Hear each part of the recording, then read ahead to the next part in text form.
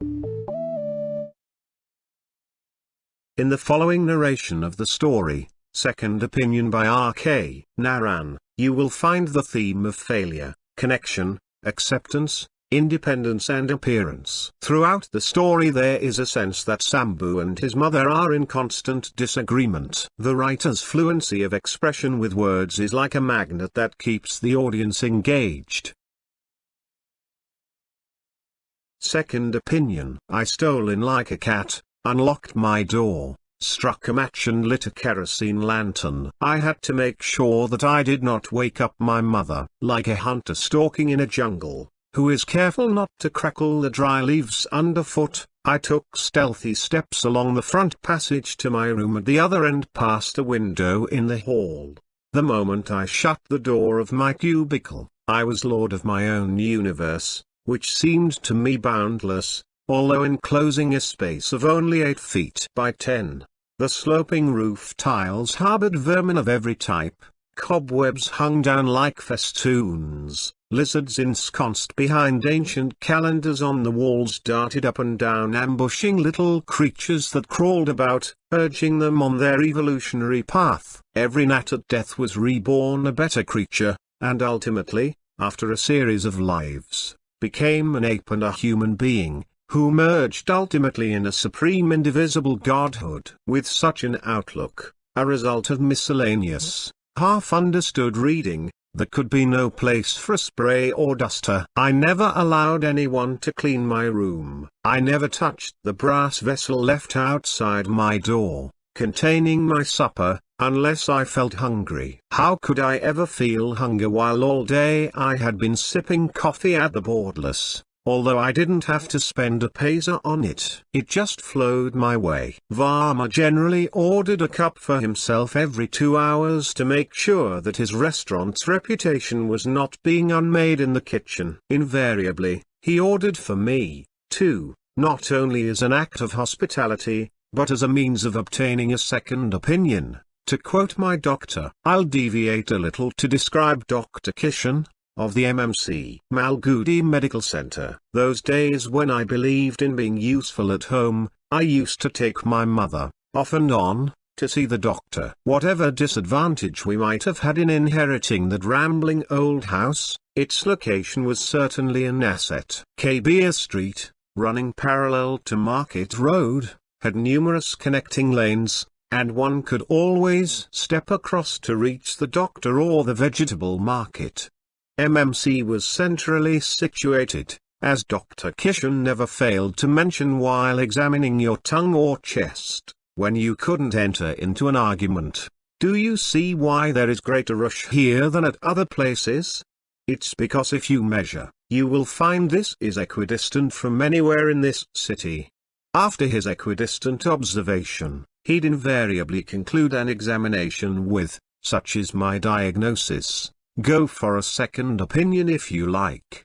Varma was also like-minded, I suppose. He seemed to be very unsure of the quality of his own coffee even after tasting it, and always wanted my confirmation. And then in the course of the day others dropped in, the 6 o'clock group, which occupied a corner in the hall and over coffee exchanged all the town gossip, and always insisted that I join them, with the result that when I came home at night, I had no appetite for the contents of the brass tiffin box. Early morning a young servant came to take away the vessel for washing. She was about 10 years old, with sparkling eyes set in tan-colored rotund cheeks, with whitest teeth, and a pigtail terminating in a red ribbon. I was fond of her, and wished I were a painter and could execute a world's masterpiece on canvas. She knew that she was my favorite and could approach my room with impunity. She would lift the vessel and cry out,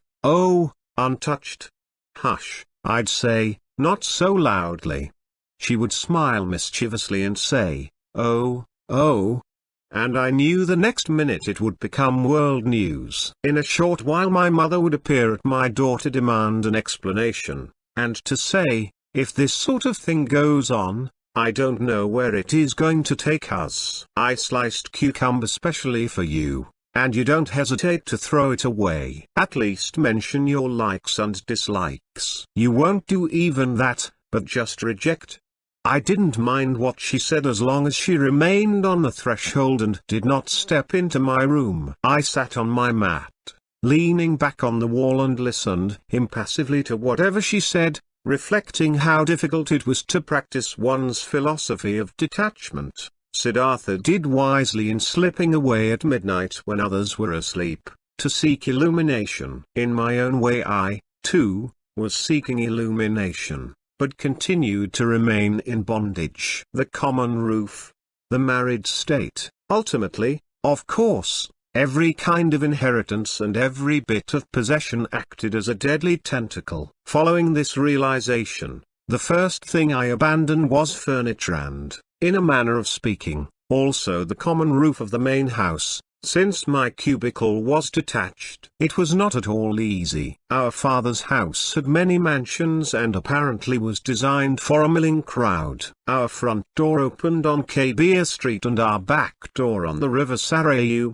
which flowed down rather tamely at some distance from our house, although you could hear it roaring along wildly in spate when it rained on Mempi Hills. It was all right as a vision to open the little door at our backyard, and sit at the edge of the flowing river to listen to its music.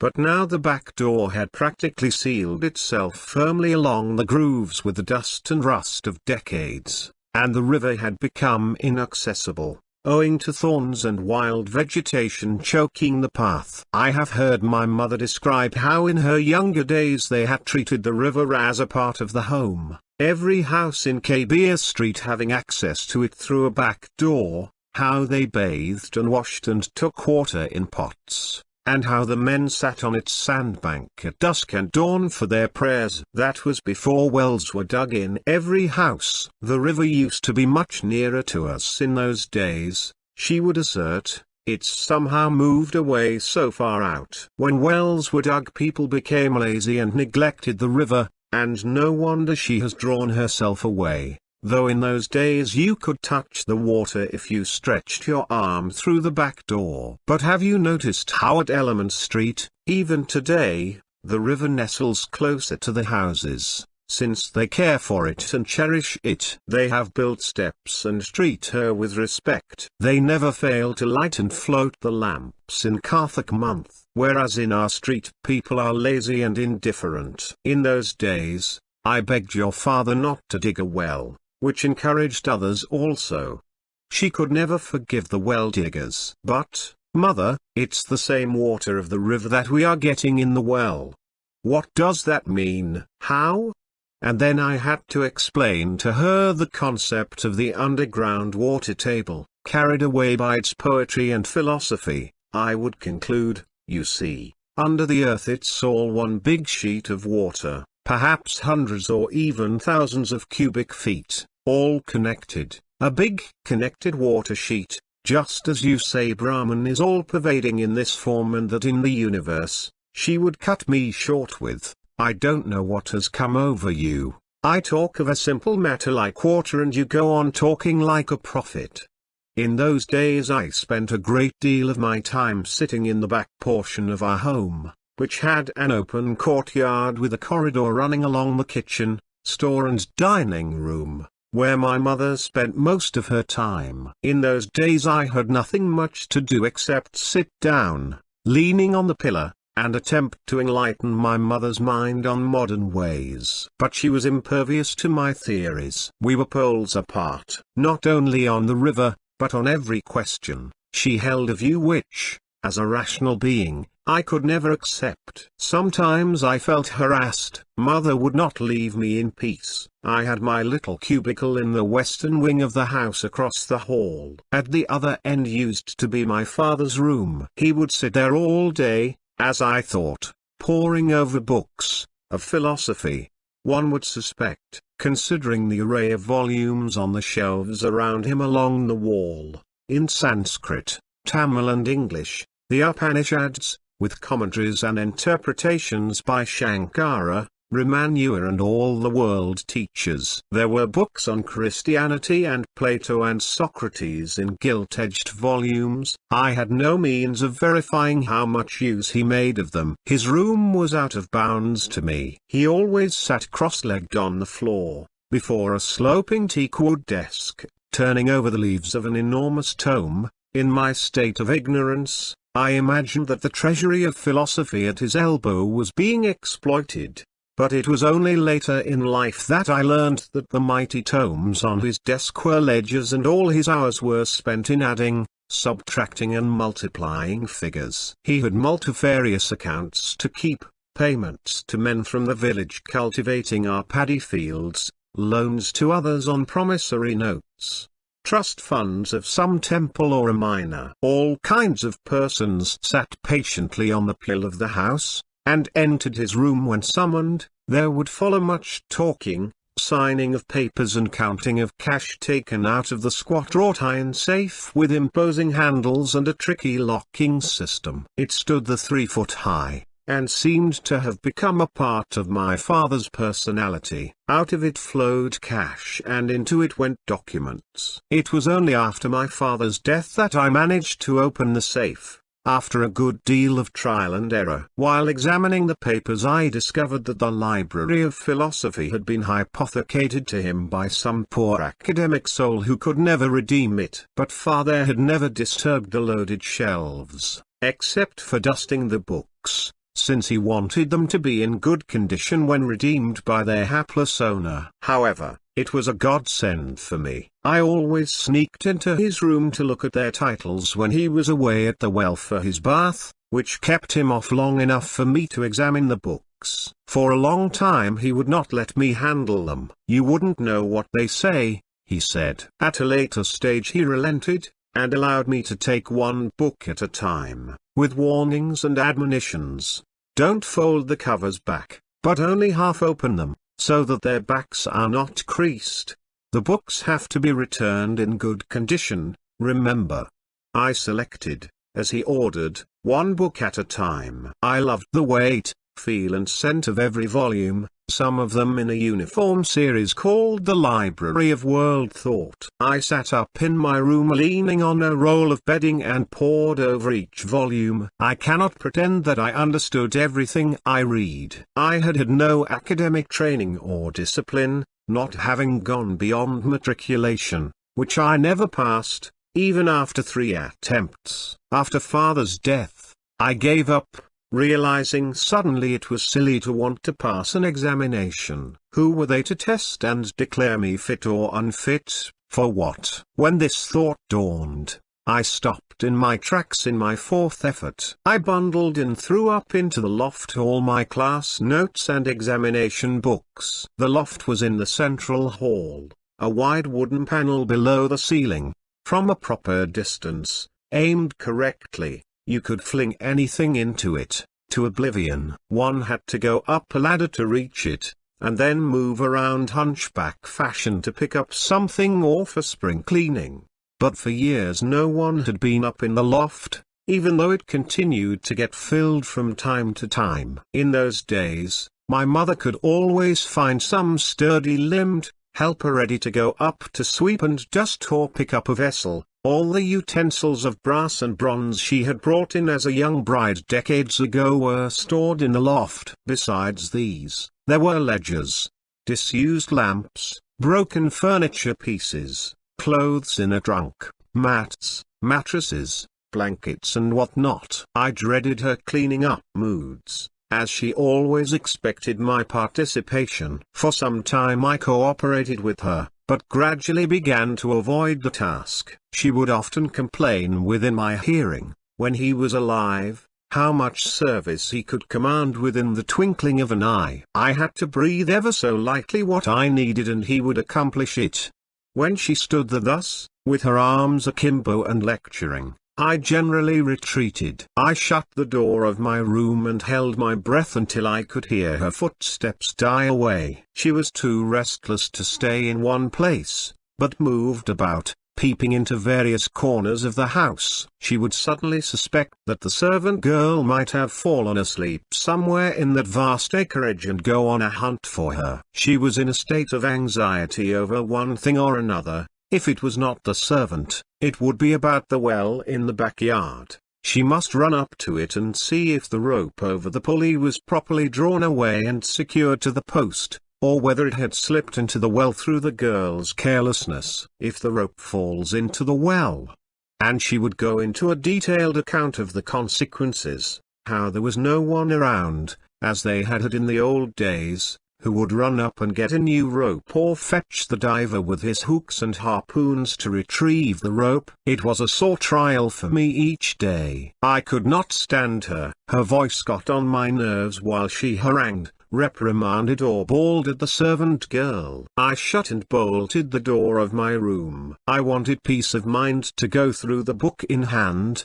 Life of Ramakrishna, passages from Max Muller, Plato's Republic. It was a privilege to be able to be a participant in their thoughts. I felt thrilled to be battling with their statements and wresting a meaning out of them. Whatever they might have meant, they all seemed to hold forth the glory of the soul, which made me survey myself top to toe and say, Sambhu, who are you? You are not the creature with a prickly stubble on the chin, scar on the kneecap, with toenails splitting and turning blue. You are actually made of finer stuff.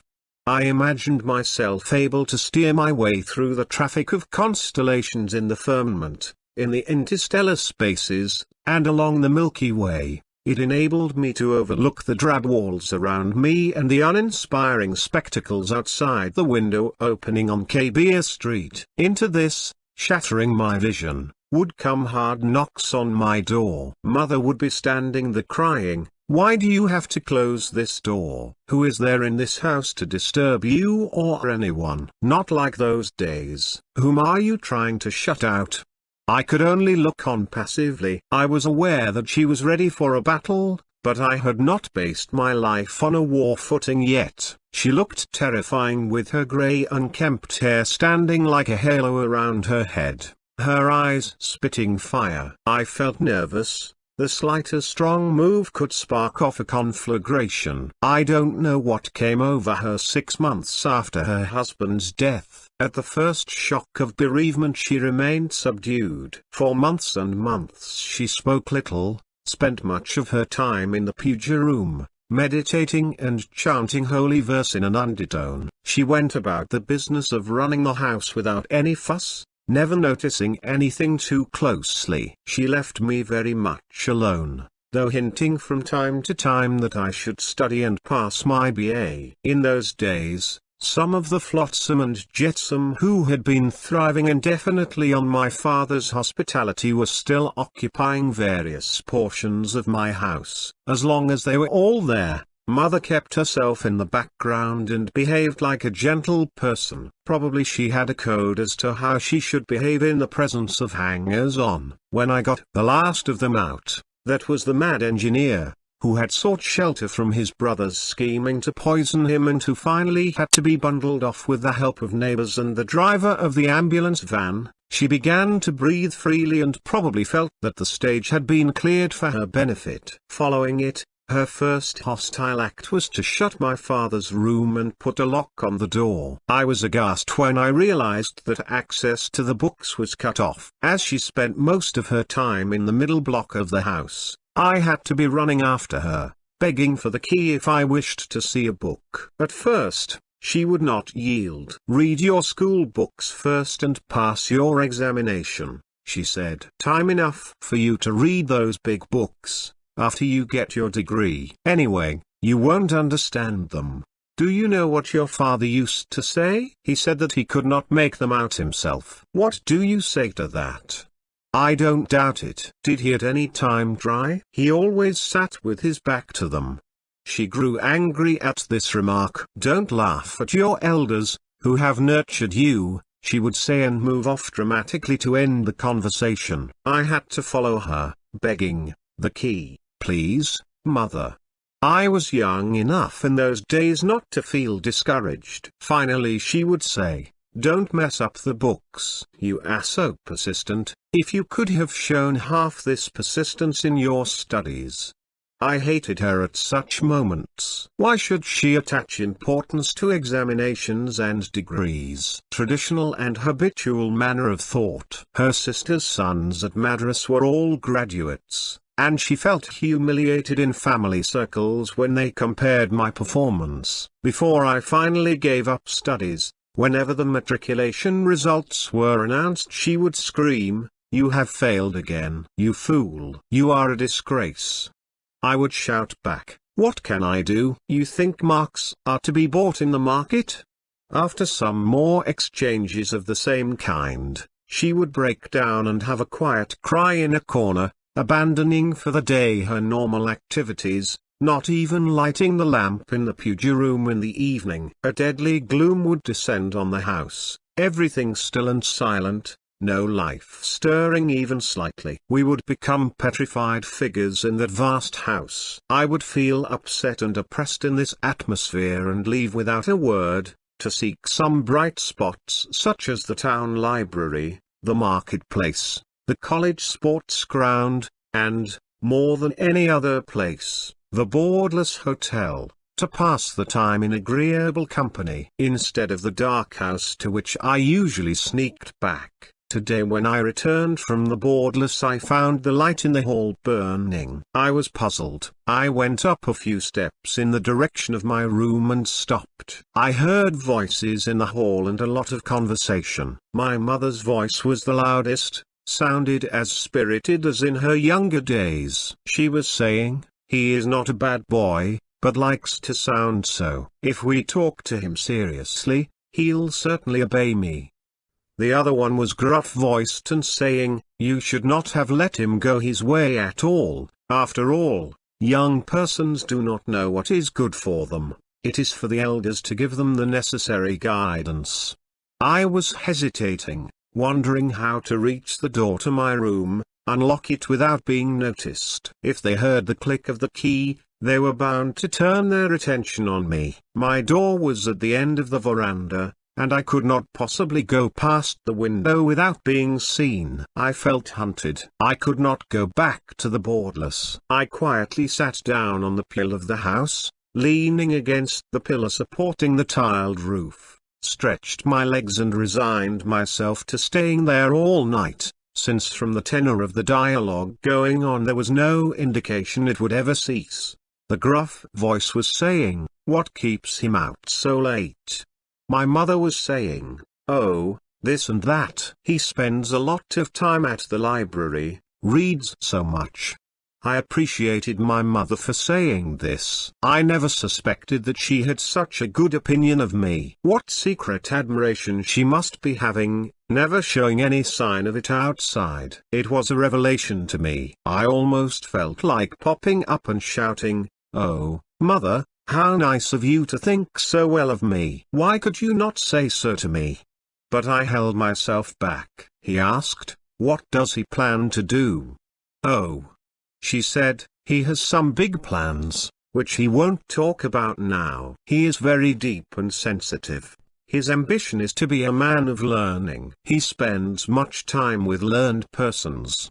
My daughter, you know, is also very learned. She reads books all the time.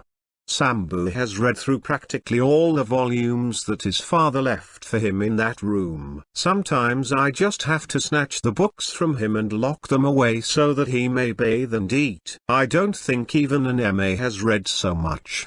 I really do not worry what he will do in life, though holding some position or an office is the distinguishing mark of a man." He recited a Sanskrit line in support of this. "Let him not strain in any manner except to be a good husband. My daughter's share of the property." Here he lowered his voice and they continued to talk in whispers. At dawn my mother caught me asleep on the sill when she came out to sweep the front steps and wash the threshold as others before her had been doing for 1,000 years. She was aghast at seeing me stretched out there. At some part of the night I must have fallen asleep, I think they were passing on to some sort of reminiscences far into the night, and they were both convulsed with laughter at the memory of some ancient absurdity. I had never heard my mother laughing so much. She seemed to have preserved a hidden personality, especially for the edification of her old relatives or associates, while she presented to me a grim, serious, director-general aspect. It was foolish and thoughtless of me to have lain there and get caught so easily. Luckily her guest had gone to the backyard for a bath and had not seen me. Otherwise he'd have suspected that I had come home drunk, and been abandoned by undesirable companions at our door. Ah, how I wish he had seen me in this condition, which would have been a corrective to all the bragging my mother had been indulging in about me. She hurriedly woke me up. Sleeping in the street. What'll people think? Why didn't you go into your room? Did you return so late? What were you doing all the time? There was panic in her tone, packed with suspicion that I must have been drinking and debauching. The talk of the town was the opening of a nightclub called Kismet somewhere in the new extension, where the youth of the city were being lured. Someone must have gossiped about it within her hearing. I was only half awake when she shook me and whispered, "Get into your room first." "Why?" I asked, sitting up. "I do not want you to be seen here. I found you talking to someone and so I had no rational conclusion to my sentence." She gripped my arm and pulled me up, probably convinced that I needed assistance. I made a dash for my door, shut myself in and immediately resumed my sleep, a part of my mind wondering whether I should not have said, I was at Kismet. I got up later than usual. There was no trace of the visitor of the night, which made me wonder if I had been having nightmares. "He left early to catch the bus," explained Mother when I was ready for coffee. I accepted her explanation in silence, refraining from asking further questions. I felt a premonition that some difficult time was ahead. We met at the middle courtyard as usual, where I accepted my coffee after a wash at the well. Normally we would exchange no words at this point. She would present a tumbler of coffee when I was seen at the kitchen door. There our contact would stop on most days, unless she had some special grievance to express, such as a demand for house tax or failure on the part of the grocer or the milk supplier. I'd generally listen passively, silently finish the coffee and pass on, bolt myself in, dress and make my exit by the veranda as unobtrusively as possible. But today, after coffee, she remarked, "The servant girl hasn't come yet. Of late she is getting notions about herself." I repressed my remarks, as my sympathies were all on the side of that cheerful little girl, who had to bear a lot of harsh treatment from her mistress. After this information Mother said, "Don't disappear, stay in." And she allowed herself a mild smile. She seemed unusually affable. This combined with all the good things she had been saying last night bewildered me. Some transformation seemed to be taking place in her. It didn't suit her at all to wear a smile. It looked artificial and waxwork-like and toothy. I wished I could fathom her mind. The grimness and frown and growl were more appropriate for her face. I said, "I have some work to do and must go early." "What work?" she asked with a mischievous twinkle in her eyes. I felt scared. There were a dozen excuses I could give. Should I tell her about Varma's treasure hunt? On Mondays he brought a sheaf of planchette messages purporting to give directions for a buried treasure in the mountains and sought my interpretation of them, or the little note I had promised a college student on Jaina philosophy, or apartment quotations for a municipal councillor's speech for some occasion. I was afraid my mother would pooh-pooh them, and so I just said, "I have many things to do, you wouldn't understand." Normally she would burst out, "Understand? How do you know? Have you tried? Your father never kept anything from me." But today she just said, "Very well, I don't want to bother you to tell me," with a mock sadness in her voice. It was clear that she was continuing the goodwill she had exhibited last night before the stranger. I felt uneasy. She was play-acting, For what purpose I could not guess. Presently she followed me into my room and said, "You may go after listening to me. Your business can wait for a while." She sat down on my mat and invited me to sit beside her to listen attentively. I felt nervous. This was not her sitting hour. She'd be all over the place, sweeping, washing, cleaning and driving the girl about. But today what could be the important item of business, suspending all else? It was not long in coming. "Do you know who has come?" I knew I was being pushed to the wall. Sitting so close to her made me uneasy. I felt embarrassed, especially when I noticed a strand of white beard on her chin. Was she aware of its existence? Ridiculous if she was going about, behaving as if it weren't there. Grey beard loon.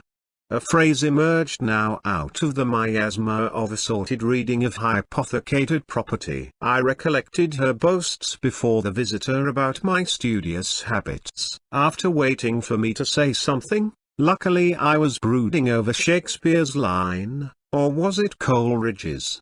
Otherwise I would have promptly said, "Some dark, hook-nosed fellow with a tuft." I couldn't care less who, every word of which would have irritated her. She explained, "The richest man in our village, 100 acres of paddy, coconut garden. From the coconut garden alone his income would be 1 lakh of rupees, and from cattle. They are distantly related to us."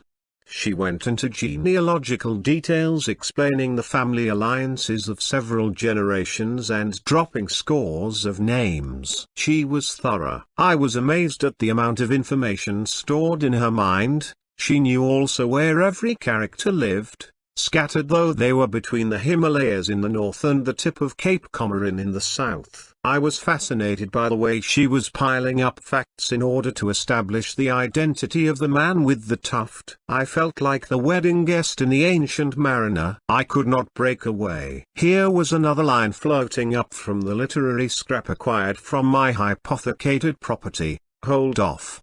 The wedding guest wailed, "Unhand me," but the Ancient Mariner gripped his wrist and said with a faraway look, "With my crossbow I shot the albatross." While my head buzzed with these irrelevant odds and ends, my mother was concluding a sentence. "The girl has studied up to BA and is to be married in June. He is keen that it should be gone through without any delay. She is his last issue and he is anxious to settle her future. And the settlement he has proposed is very liberal."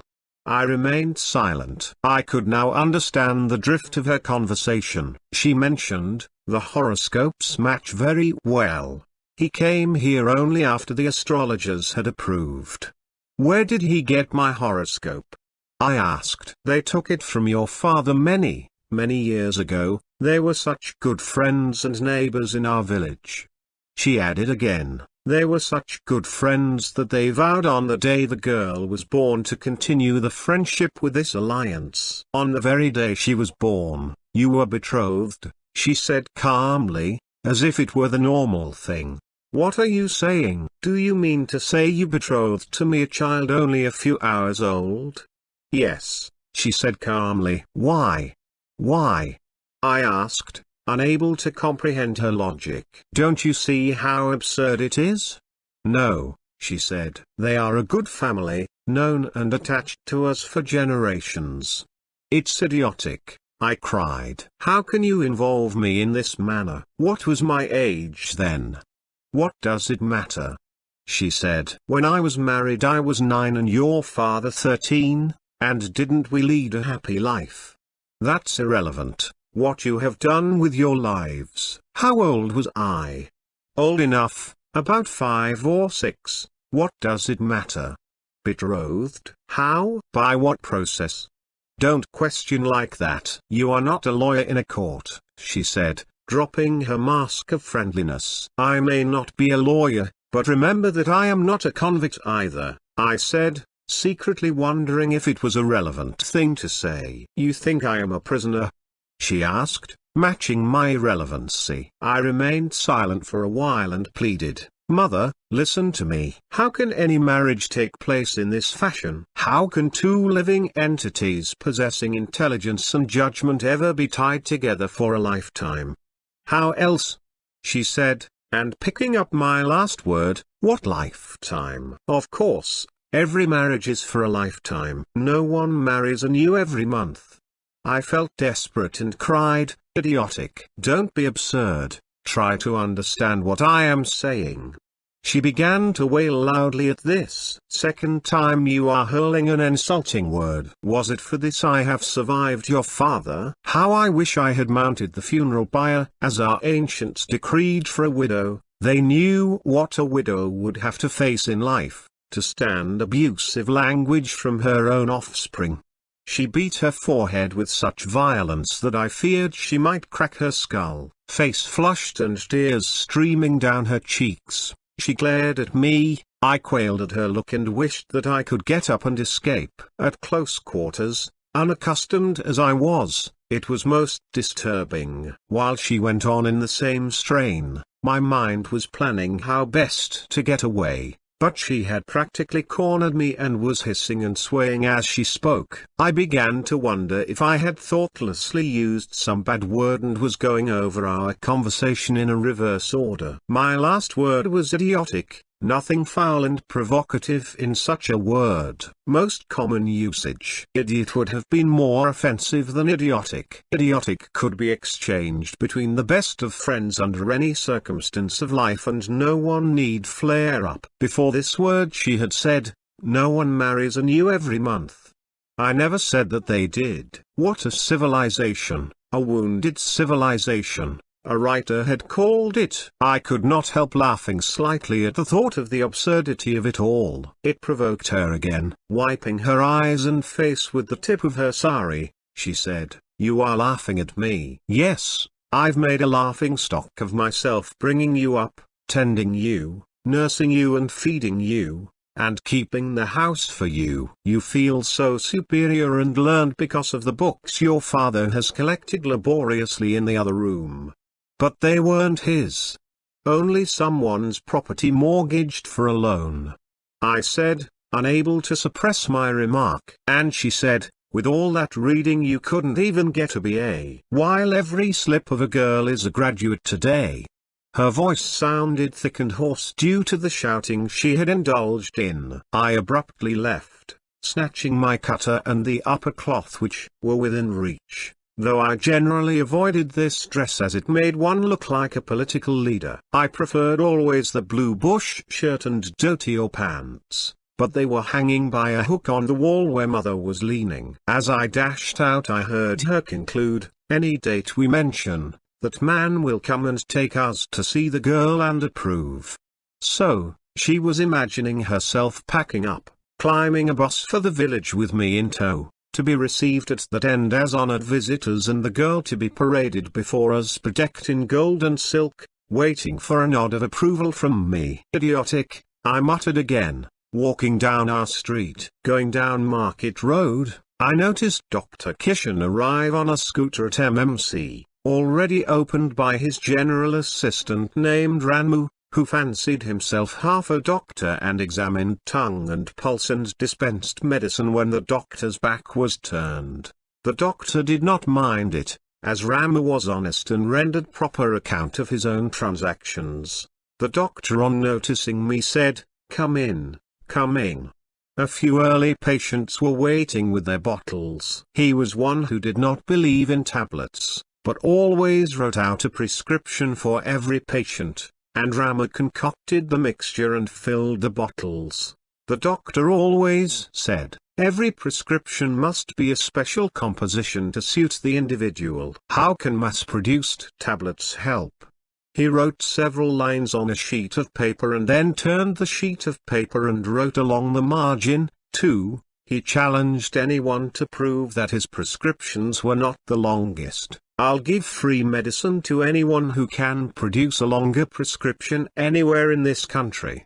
And his patients, mostly from the surrounding villages, sniggered and murmured approval. When he hailed me, I just slowed down my pace but did not stop.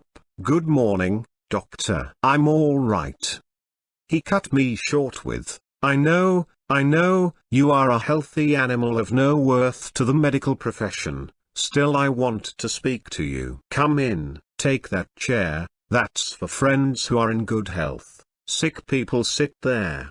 He flourished his arm in the direction of a teakwood bench along a wall and a couple of iron folding chairs. He went behind a curtain for a moment and came out donning his white apron and turned the hands of a sign on the wall which said "Doctor is in, please be seated." He briefly glanced through a pile of blotters and folders advertising new infallible drugs and swept them away to a corner of his desk. Of value only to the manufacturers, all those big companies and multinationals, not to the ailing population of our country. I never give these smart canvassing agents in shirt sleeves and tie more than 5 minutes to have their say, and 1 minute to pick up their samples and literature and leave. While there are other MDs in town who eat out of their hands and have built up a vast practice with physician samples alone. Rama went round collecting the bottles from those occupying the bench. "Why don't you give me a check?" asked the doctor. I thought he was joking and said, "Yes, of course, why not?" to match what I supposed was his mood, and added, "How much?" "10,000. "Not so much," he said, "less than that." He took out a small notebook from the drawer and kept turning its leaves. At this moment an old man made his entry, coughing stentoriously. The doctor looked up briefly and flourished his hand towards the bench. The old man didn't obey the direction but stood in the middle of the hall and began, "All night." The doctor said, "All right, all right. Sit down and wait. I'll come and help you to sleep well tonight." The man subsided on the bench, a sentence he had begun trailing away into a coughing fit. The doctor said, 245 rupees up to last week. None this week. I now realized that this was more than a joke. I was aghast at this demand. He thrust his notebook before me and said, 20 visits at 10 rupees a visit. I have charged nothing for secondary visits, and the balance for medicine. The cough-stricken patient began to gurgle, cleared his throat and tried to have his say. The doctor silenced him with a gesture. A woman held up a bawling kid and said, "Sir, he brings up every drop of milk." The doctor glared at her and said, "Don't you see I'm busy? Am I the four-headed Brahma?" One by one. "You must wait. He brings up. Wait, don't tell me anything now." After this interlude he said to me, "I don't generally charge for secondary visits, I mean a second call, which I can respond to on my way home. I charge only for visits which are urgent. In your case I've not noted the number of secondary visits." I was mystified and said, "You have yourself called me a healthy brute, so what's it all about? Don't you know? Has your mother never spoken to you?" "No, never. I never thought." "Yes, she spoke about my marrying some girl, worried me no end about it," I said, and added, "Doctor, if you can think of some elixir, which'll reduce her fervor about my marriage." "Yes, yes, I'm coming to it. It's a thing that is weighing on her mind very much. She feels strongly that there must be a successor to her when she leaves." The doctor seemed to be talking in conundrums. The day seemed to have started strangely. "Has she not discussed her condition with you?" Before I could answer him or grasp what he was saying, the man with the cough made his presence felt with a deafening series, attracting the doctor's attention, and as the doctor rose, the woman lifted the child and began, "He doesn't retain even a drop." The doctor said to me, "Don't go away. I'll dispose of these two first." He took the squealing baby and the cougher, one by one, behind the curtain, and came back to his table and wrote a voluminous prescription for each, and passed them on to Rama through a little window. Presently he resumed his speech to me, but was interrupted by his patients, who wanted to know whether the mixture was to be drunk before or after a meal and what diet was to be taken. He gave some routine answer and muttered to me, "It's the same question again and again, again and again, whether they could have buttermilk or rasam and rice or bread and coffee, and whether before or after, what does it matter? But they want an answer and I have to give it." because the medical profession has built up such rituals." He laughed. At this moment 2 others approached his desk, having waited on the bench passively all along. He gestured them to return to their seats, and rose saying, "Follow me, we will have no peace here." I followed him into his examination room, a small cabin with a high table, screened off and with a lot of calendar pictures plastered on the wall. He asked me to hoist myself on the examining table as if I were a patient, and said, "This is the only place where I can talk without being interrupted." I had been in suspense since his half-finished statements about my mother. He said, "Your mother is in a leave-taking mood." I was stunned to hear this. I could never imagine my mother in such a mood. No one seemed to have her feet more firmly planted on the earth, with her ceaseless activities around the house, and her strident voice ringing through the halls. The doctor had said leave-taking. How could she ever leave her universe? It was inconceivable. My throat went dry and my heart raced when I tried to elicit further clarification from him. I said weakly, "What sort of leave-taking?" "Thinking of retiring to Benares." "No, farther than that," said the doctor, indicating heaven. After lighting a cigarette, the little cabin became misty and choking. I gently coughed out the smoke that had entered my lungs without my striking a match. The smoke stung my eyes and brought tears, observing which the doctor said sympathetically, "Don't cry, learn to take these situations calmly, you must think of the next step to take, practically and calmly." He preached to me the philosophy of detachment, puffing away at his cigarette, and not minding in the least the coughing, groaning and squealing emanating from the bench in the hall. I felt bad to be holding up the doctor in this manner, but I had to know what he was trying to say about my mother through his jerky half-statements. He asked suddenly, "Why hasn't she been talking to you?"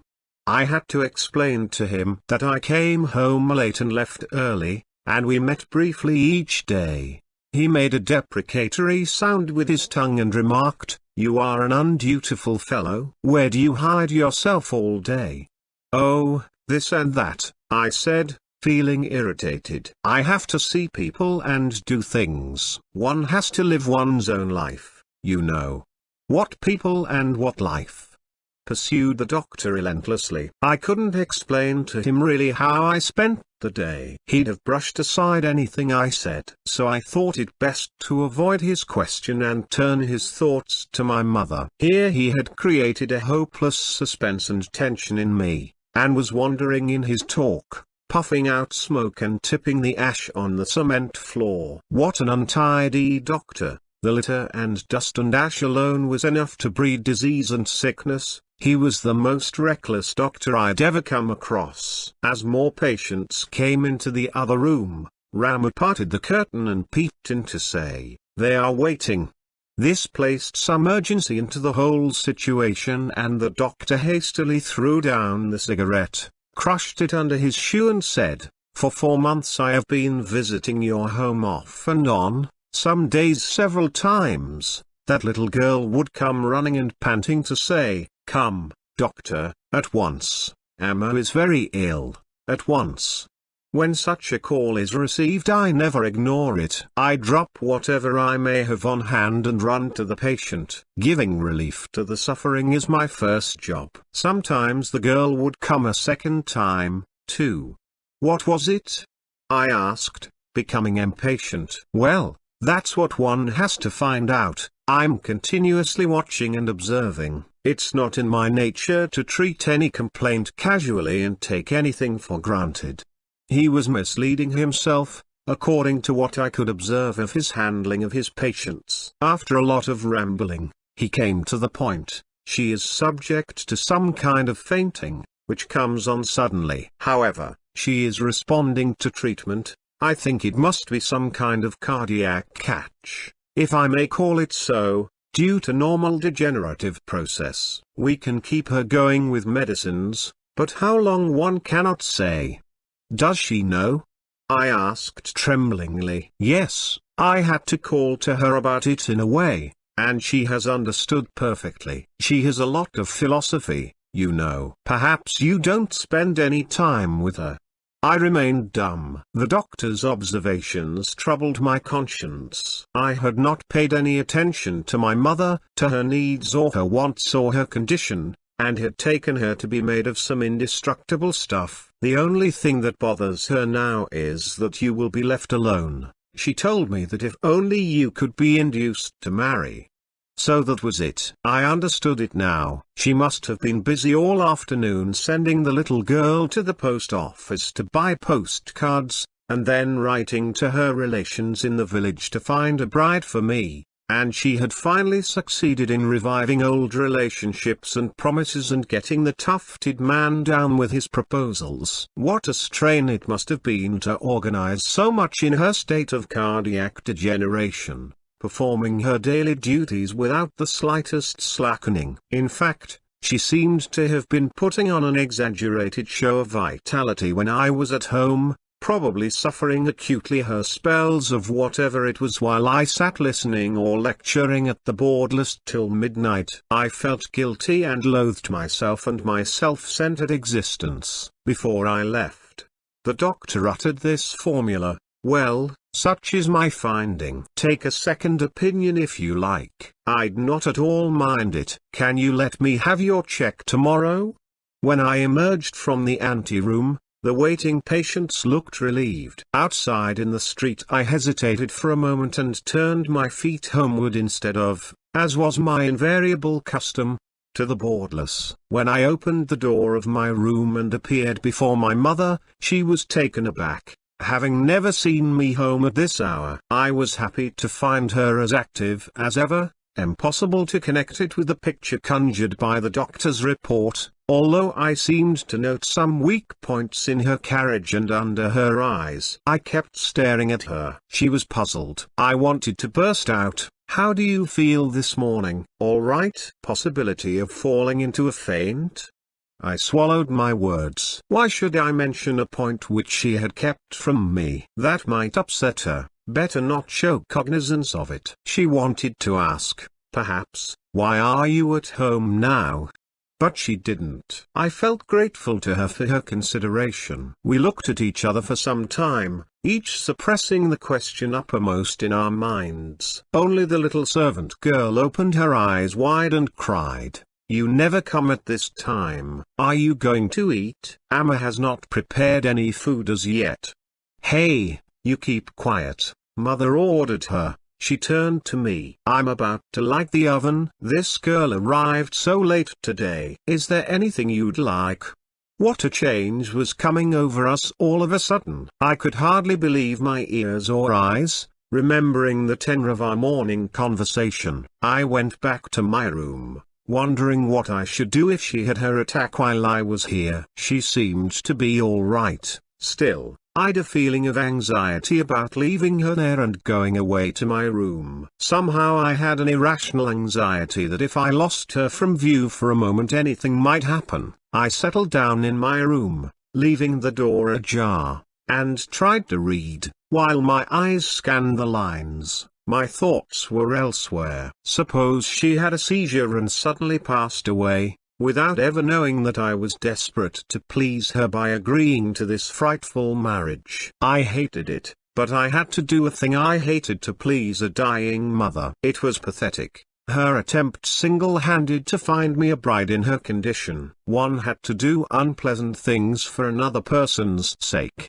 Did not Rama agree to exile himself for 14 years to please Dasaratha? My own hardship would be nothing compared to what Rama underwent, living like a nomad in the forests for 14 years. In my case, at worst I'd have to suffer being wedded to a girl I didn't care for, which was nothing if one got used to it, and it'd help an old woman die in peace. She had cooked some special items for me as if I were a rare guest. The lunch was splendid. She had put out a banana leaf for me in the corridor and arranged a sitting plank for me beside the rosewood pillar in the half-covered open court. She explained, "It's too stuffy with smoke in the kitchen. Your father did everything perfectly, but neglected the kitchen, never provided a chimney or window. If the firewood is not dry, the smoke irritates my eyes till I think I'll go blind. One almost lose one's sight in the stinging smoke, but I've got used to it. Even if I lose my sight it will not matter. But whoever comes after me.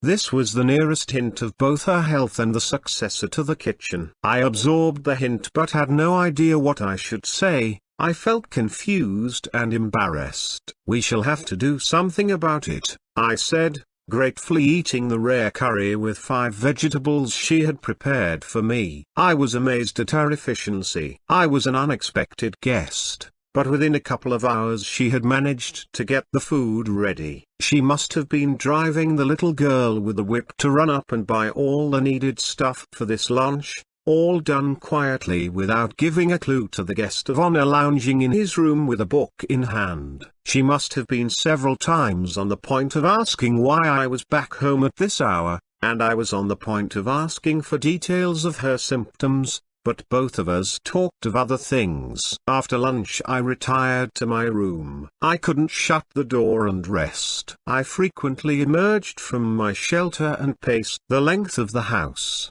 up and down from the front door to the backyard, areas which I had not visited for months and months. I noticed without obviously watching how my mother was faring. She had eaten her lunch, and was chewing her betel nut and clove as had been her practice for years and years. That the shop was closed for the day was indicated by the faint aroma of cloves that hung about her presence, as I had noticed even as a child, when I trailed behind her at all hours, while my father sat counting cash in his room. She used to look like a goddess in her bright silk sari and straight figure, with diamonds sparkling in her ears. She had unrolled a mat and was lying with her head resting on a plank in the corridor, which was her favorite spot. When she saw me pass, she sat up and asked, "Want anything?"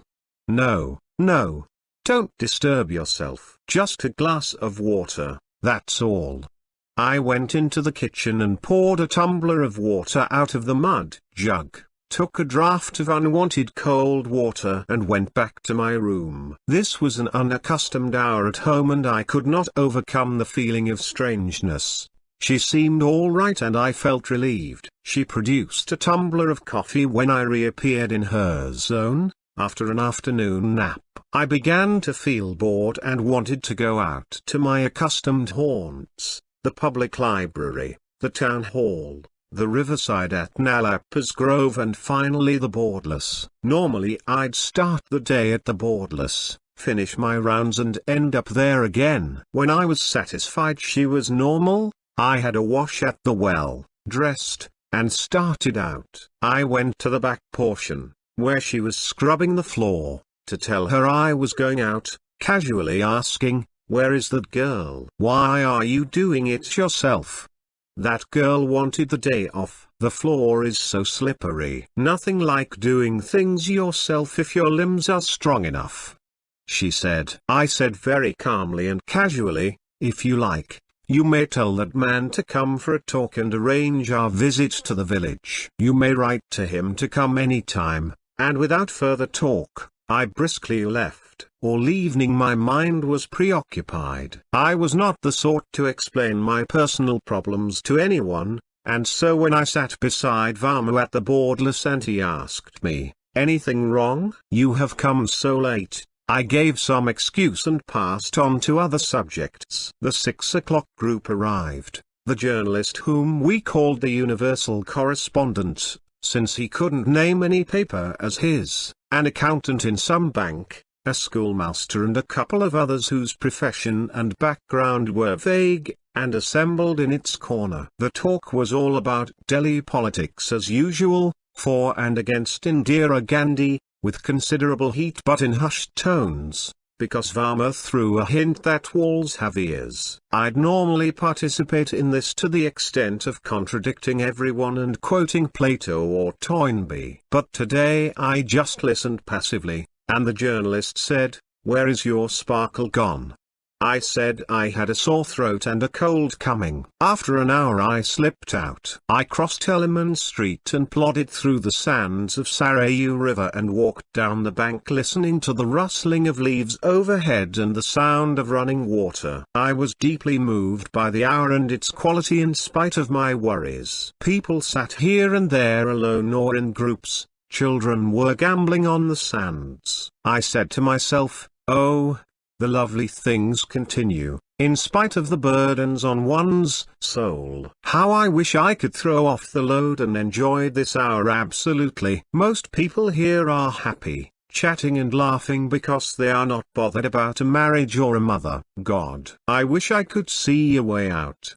I sat on the river parapet and brooded hard and long. Marriage seemed to me most unnecessary. Just to please a mother. Supposing the MMC doctor had not spotted me in the morning, I'd have gone my way, leaving marriage and mother to take their own course, that tufted man to go to the devil. I could welcome neither marriage nor my mother's death. They spoke of the horns of dilemma. I understood now what it meant. I felt hemmed in, with all exits blocked. Like a rat cornered who must either walk into the trap or get bashed. I was getting more and more confused. No one told me that I should marry or otherwise I'd lose my mother. Mother's health was not dependent on me. The degenerative process must have started very early. I had decided to marry only because it'd make her die peacefully, a purely voluntary decision. No dilemma in any sense of the term. After this elaborate analysis I felt a little lighter in mind. I abandoned myself to the sound of the river and leaves, of the birds chirping and crowing in the dark while settling on their perches for the night. Two men sitting nearby got up, patting away the sand from their seats. They were engaged in a deep discussion, and as they passed me one was saying, I'd not rely on any single opinion so fully and get nose-led. One must always get a second opinion before deciding the issue. They were old men, probably pensioners reminiscing on family affairs or official matters. The expression second opinion was a godsend and suddenly opened a door for me. My doctor himself constantly recommended a second opinion. I'd not rely only on the MMC. I'd get my mother examined by Dr. Nat War, who was a cardiologist and neurosurgeon, as he called himself, who had his establishment at New Extension. Everyone turned to that doctor at desperate moments. He had acquired many degrees from different continents, and sick persons converged from all over the country. I was going to ask him point blank if my mother was to live for some more years or not, and on his judgment was going to depend my marriage. I only prayed, as I trudged back home oblivious of the surroundings, that my mother had taken no action on my impulsive acceptance of the morning. I was confident that she couldn't have reached postal facilities so quickly. I got up early next morning and met the MMC doctor at his home. He hadn't yet shaved or bathed. With his hair ruffled and standing up he looked more like a loader of rice bags in the markets than a physician. To think one hangs on this loader's verdict on matters of life and death. I reflected, while he led me in and offered me a cup of coffee. His tone was full of sympathy as he presumed that something had gone wrong with my mother. He was saying, "Oh, don't be anxious, I'll come, she'll be all right, must be another passing fit." I had to wake up from my reverie as he concluded, "I won't take more than 40 minutes to get ready, and the first call will be at your house, although a case of bronchitis at the Temple Street is in a critical stage." Never having practiced the art of listening to others, he went on elaborating details of the bronchitis case. When he paused for breath, I butted in hastily to ask, "May I seek a second opinion in my mother's case?" "Why not? Just the right thing to do. I'm after all as human as yourself, not a Brahma." No one could be a Brahma. "Just wait." He gave me the morning paper and disappeared for 40 minutes and reappeared completely transformed into the usual picture of the presiding deity of the MMC. He handed me a letter for Dr. Nat War, saying, "He is a good chap, though you may find him rather brusque. Take this letter and get an appointment for your mother and then see me. I had to spend the whole morning at Dr. Natwar's consulting room in New Extension. A servant took my letter in, and after I had glanced through all the old illustrated magazines heaped on a central table again and again, I sat back resigned to my fate. A half-door kept opening and shutting as sick persons with their escorts passed in and out. After nearly 2 hours the servant brought back my letter, marked, Tuesday, 11 a.m. Tuesday was still 5 days away. Suppose the tufted man came before that? I asked the servant. Can't I see the doctor and ask for an earlier date? He shook his head and left. This unseen healer was like God, not to be seen or heard except when he willed it. The demigods were equally difficult to reach. In her present mood it was not difficult to persuade my mother to submit herself to a second opinion, although I still had to pretend that I knew nothing of the test performed by Dr. Kishan. I had to explain that one had to make sure, at her age, of being in sound condition and what a privilege it would be to be looked over by Dr. Natwar. I didn't tell her that it cost me 100 rupees for this consultation. Goa's taxi was available for 15 rupees, the old Goa as well as the Chevrolet were no more, but his son now sat on the dry fountain, looking like him as I remembered him years ago, with an ambassador car parked in the road, to take her over to Dr. Natwar's clinic. Dr. Natwar's electronic and other medical equipment was fitted up in different rooms. I caught a glimpse of my mother as she was being wheeled about from section to section. She looked pleased to be the center of so much attention and to be put through so many gadgets. She looked gratefully at me every time she passed the hall, as if to say that she had never suspected that I was such a devoted son. The demigod who had taken my letter on the first day appeared and beckoned me to follow him. All the rest had vanished. The trolley, the attendants, as well as my mother, had vanished completely, as if they had been images on the screen of a magic lantern show. I followed him, marveling at the smooth maneuvering of the puppets in this institution. On the doctor's word depended my future freedom. I was ushered into the presence of Dr. Natwar, who seemed quite young for his reputation, a man of slight build and a serious face and small, tight lips which were hardly ever opened except to utter precise directions. His communication with his staff was managed with a minimum of speech, with a jerk of his head or the wave of a finger. Mr. Sambhu, nothing wrong with your mother. He pushed towards me a sheaf of documents and photographs and paper scrolls in a folder. Keep these for reference. Absolutely nothing to warrant this checkup. Blood contents, urine and blood pressure, heart and lungs are normal. Fainting symptoms might have been due to fatigue and starvation over long periods. No medication indicated. She must eat at more frequent intervals, that's all.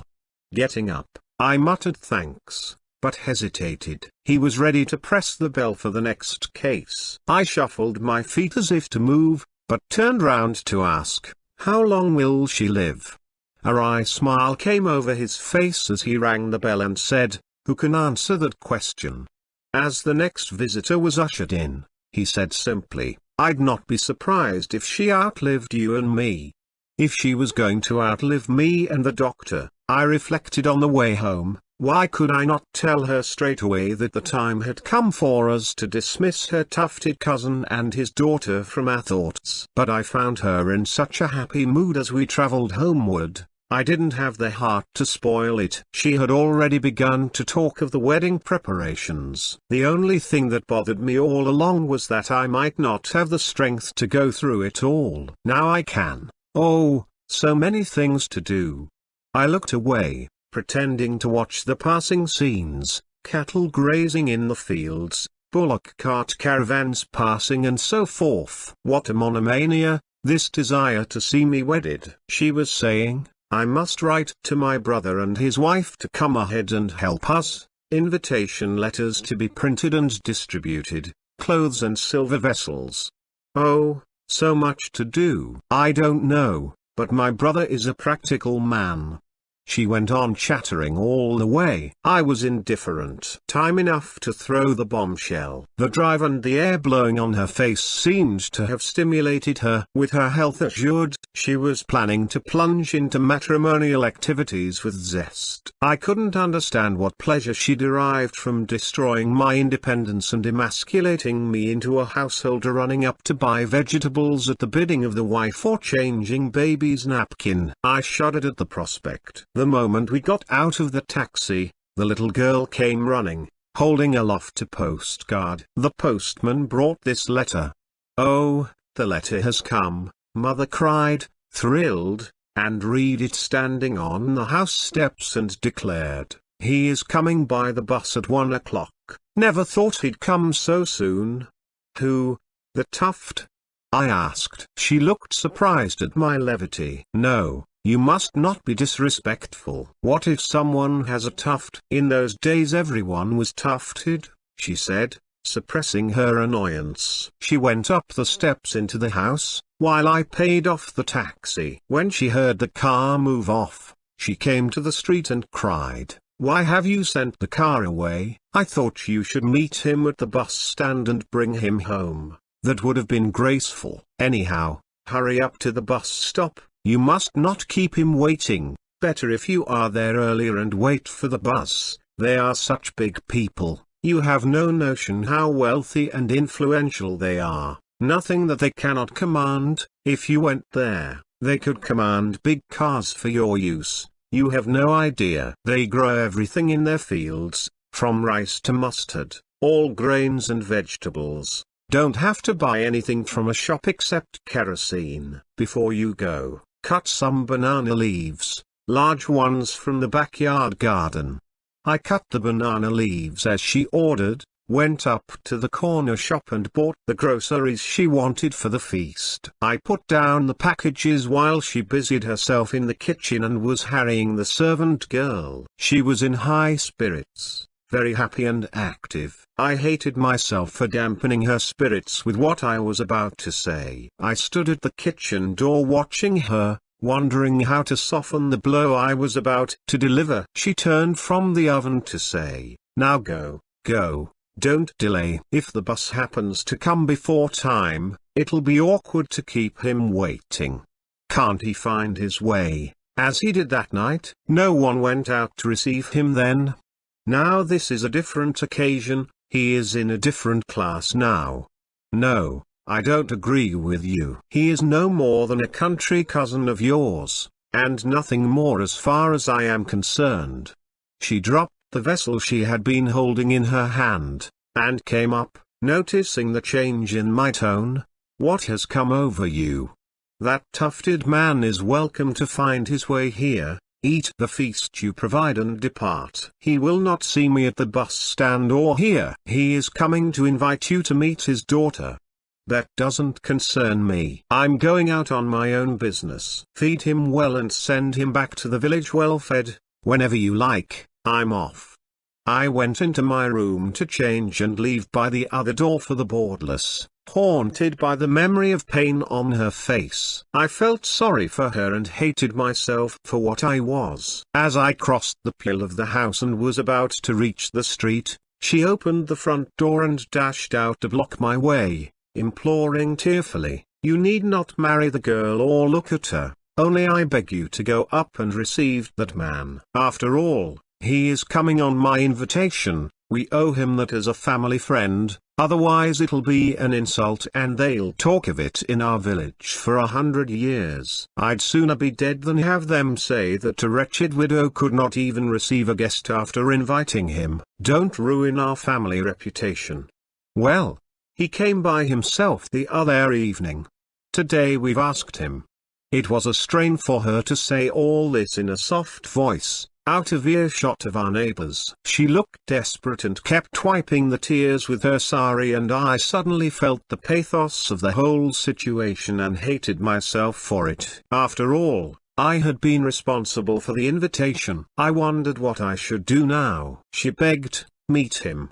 Bring him home, eat with him, talk to him and then leave if you like. I'll see that he doesn't mention his daughter." You don't have to bother about the marriage. Do what you like, become a sannyasi or a sinner, I won't interfere. This is the last time. I'll not try to advise you as long as I breathe.